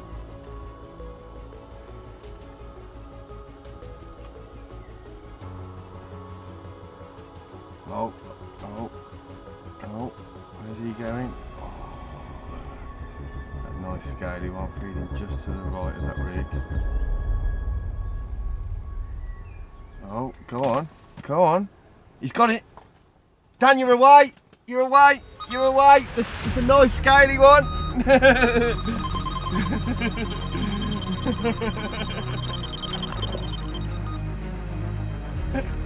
Go on, Dan. Yes. He's only got one rod in the water. Brilliant. It's a mega scaly one, that is.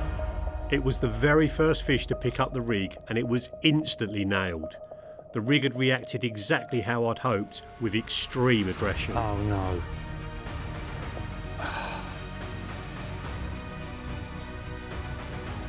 Oh, it's snagged up.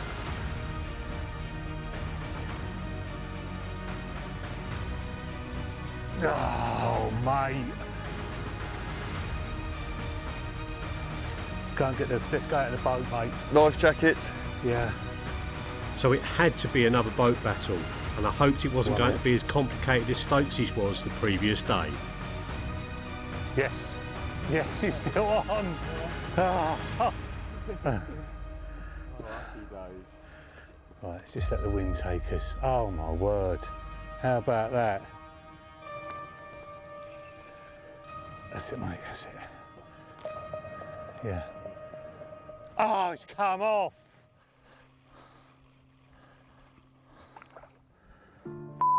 Sake. I was absolutely gutted. Sake. We'd seen it previous in front of the camera. It was a banging sort of double or triple row, almost fully scaled fin.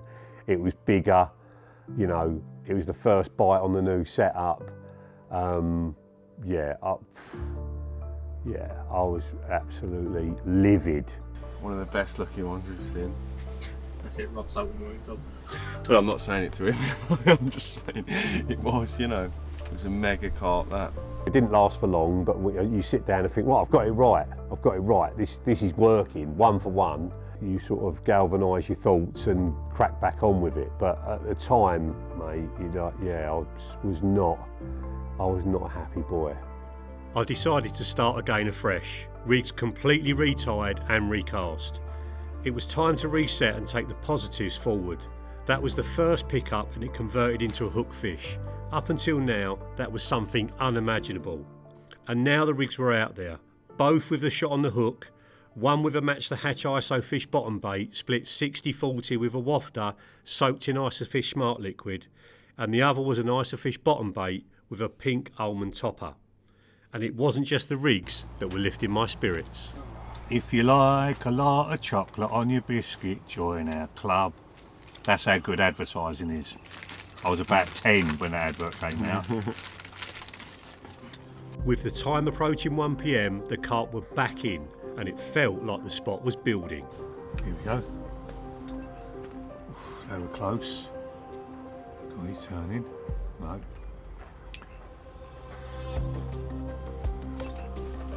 No more turning up. You seen that pink? You seen that pink? You seen that pink? Oh! Oh! He spooked off of something there. I think he touched the lead with his lips. He saw that pink from miles away though, and went down towards it and then just veered off at the last minute.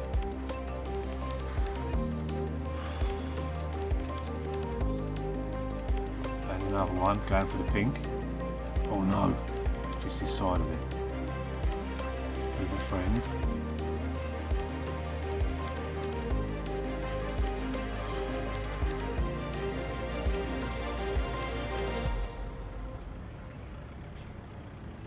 Oh, why?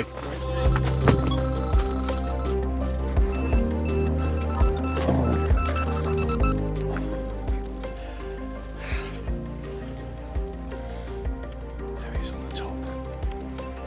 Good. Away from danger. Come on, mate. Water's so clear, you can see him twisting and turning.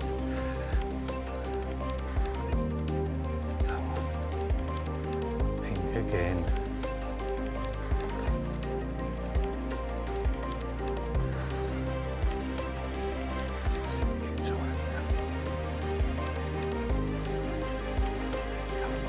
Get in that net.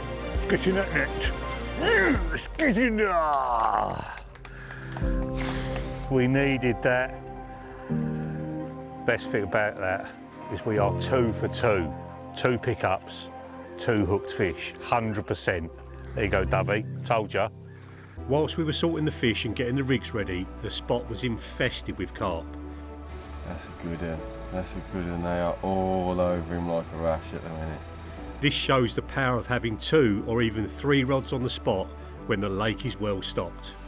We are 2 for 2. That is the important thing. 2 pickups, 2 hooked fish. I'm sure I would have landed that other one. If I'd known that snag was out there and I could have directed the fish away from it, I probably would have landed it from the bank. But for now, we've got 1 rod left on the spot. I need to get that rod back out there pronto because the fish are about. Nemesis is not far off that right hand rig, neither is that one.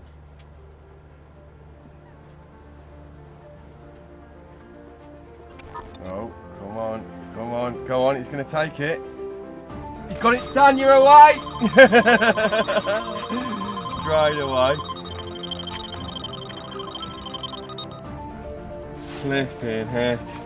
3 for 3 efficiency, but not only that, it seemed the carp were taking those hook baits, even the Match the Hatch in Isofish Smart Liquid, with real confidence. Testament, I'm sure, to the quality of this new fish meal. Come on, this time. This time, you're beat. You're beat. I've got ya. Get in there. Yes. Well done, mate. That is Cheers, super dude. impressive, mate. Yeah, well done. Well done, mate. Dovey, finally I'm bossing it some. Oh my God.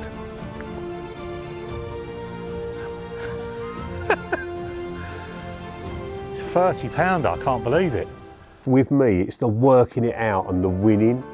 I honestly think that this is going to have almost the impact that the hare had when it came out. And I know there's a load of old fogies and what have you, and diehards like screaming at me for this, but not the shot on the hook on its own, but the combination of everything together, I think has almost as dramatic effect as the hare. Yeah, man. Look at that. 30 pounds and ounces of stunning Turner's Mirror Carp. Look at the scales on it.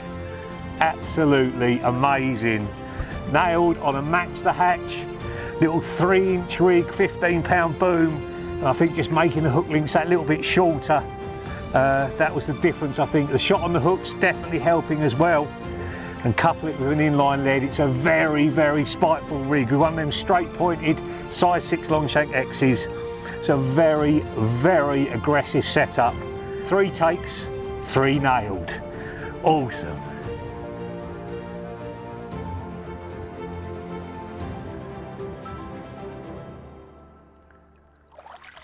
Just get in there.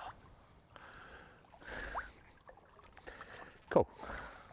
Super impressed with them rigs.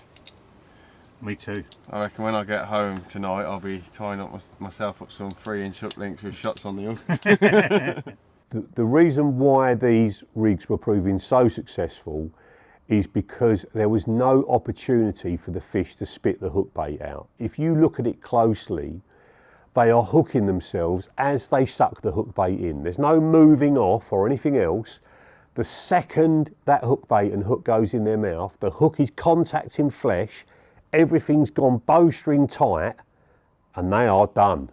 You know, that you can see it in their face. They're caught already. It's always been the holy grail, getting the hook link the right length for that spot on that day with those fish and that bait in is more important than probably anything else. Having something that goes tight straight away and the point of the hook is already facing the flesh, the straight pointed hook enhances that effect, you know, and the shot on the hook, you know, pulling that point over so it just, if you run it across your hand, you can't get it 2 mil.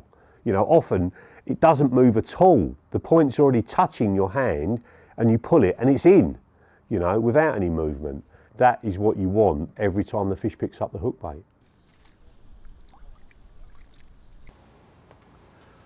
Now, if they're in a tray, they're obviously VIP biscuits, aren't they? So put it. That's why I'm eating them. Don't be shy. Pete. I am VIP. Yeah.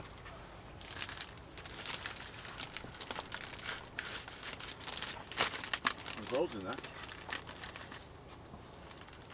Fully chocolate coated. No, go on. That was really close, wasn't it? Very close. Not far from the pink there, mate. That's Look, nice. it's not far from the pink. No, I reckon you've got. No. Oh, you've got him, surely. Oh. You're so confident in my rig. Right, you just yeah, think if he sucks it in, it's not a case of what if now. All I got to do is pick it up. By this point, I'm starting to think, how can these rigs ever fail? Go on, he's going to have it. He's going to have it. Oh! Just got spat. Just got spat. Oh! That's ruined my efficiency. It's running around the back of the lead now. Just went towards the lead. Just, hook link was at the wrong angle. Annoyingly, the carp had blown the hook link back over the leader, but it had given me an idea to make this rig even better. 3 out of 4 hooked fish was good, but it wasn't enough. Yeah, so keep everything the same, just put that anti-tangle Just sleeve put the on. anti-tangle so there's no hinge at the lead end. There's just that it's just throwing it out forwards all the time, no matter what. Yeah. You know. Sounds good. Yeah. Got to be worth a go, mate. Yeah, mate. Right. Okay. So the anti-tangle sleeve was on and it's back out onto the spot, and just as predicted, the rig has landed out perfectly straight. After a couple more pouchfuls of bait, it was time to settle into the evening, knowing I've done everything I could to make sure the rig achieves 100% efficiency. The anti-tangle sleeve appeared to be the final piece in the jigsaw puzzle. Keeping that hook link out straight in front of the lead all the time, restricting its movement or the movement of the hook bait even more. I wouldn't have cast that rig out had we not done underwater. I would have thought it was too restrictive. There was no way they were going to get the hook in their mouth. It just wouldn't work. The film improved. The force of sucking that hook bait in is far greater than we actually think. And all these people that are using super critically balanced baits so that it just flies back in their mouth. It flies back in their mouth anyway. You know, we've seen that over and over. You know, look at how many times Stokesy got done. That's a size 4 hook with a 10mm boilie, and it's in their gob repeatedly, you know. Right next to a big lead, you need something that is gonna just push it out in front of the lead every single time. No matter what the fish does, swims around it, it stays in that same position. So they're pulling against the lead immediately, doesn't matter what direction they're coming from. It was the final few hours of filming on the very last day. I'd got very close to rig perfection for this type of clear spot situation. I just needed proof that the anti-tangle sleeve wasn't too restrictive and that it kept the hook link straight out in front, primed to convert every time. We're all on the edge of our chair wanting to see if this is the final piece. No. It's a nice one. There we go, that looks like big purple. Is it? Oh, Dan, you're away, that dived straight on the hook bait.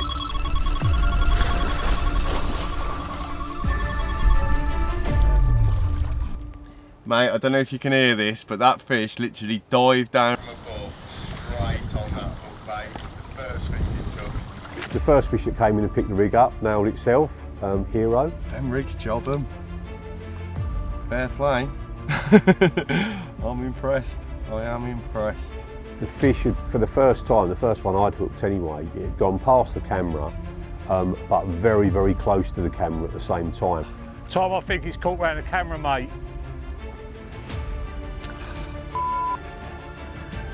It is.